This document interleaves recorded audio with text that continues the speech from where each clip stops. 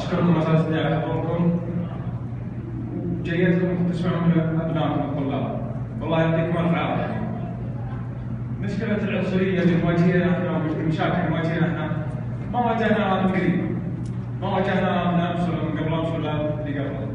من يوم جينا من 2012 من 2010 وجاي رحنا نواجه المشكلة هذه. بس انها ما وصلت ان الواحد يتأدب نفسه، يدخل عليه بيته، يضرب برا الشارع، يوقف، يتعرض للعنصرية من ناس في الجامعة، دكاترة وموظفين في الجامعة. احنا ما تحركنا الا بعد ما وصلت انهم يدخلون على الواحد بيته في عز النهار.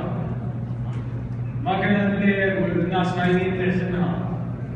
يرجع الرجال بيته يبي يرتاح عقب دراسته، يبي يرفع واجباته، يلقى بيته مسدود. حتى في المحل الوحيد اللي انا بحس له ما في عقب الله ما ارتحت فيه. رفعنا اجتماعنا الاسبوع اللي راح للطلاب كلهم سعوديين وكويتيين، ورفعناها.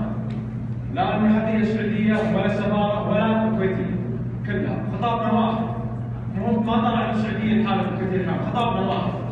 وكلنا يد واحده. نحل في المشكله الحمد لله رب العالمين. نزلت قرارات من السفاره والمحليه بنقل الطلاب ومساعدتهم بالمرضين. اغلب الطلاب يقولون حلت مشكله السعوديه، بس انا اقولها ما انحلت مشكلتهم. جاء قرار كفو عزنا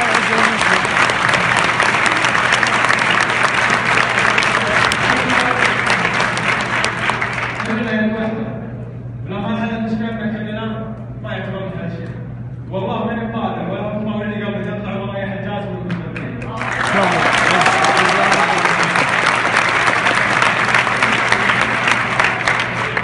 رب العالمين مرسلين عيالهم هم رجال بناتهم للدراسه يرجعون يرفعون راسهم وراس اهلهم، لكن وصلت فوق حدها. خلوا على بناتهم، خلوا على اخواتهم، خلوا على زوجاتهم، هذا ما نرضاه. يجيني اللي يجيني انا كعزولي، لكن اختي وشرطي ما يجي شيء.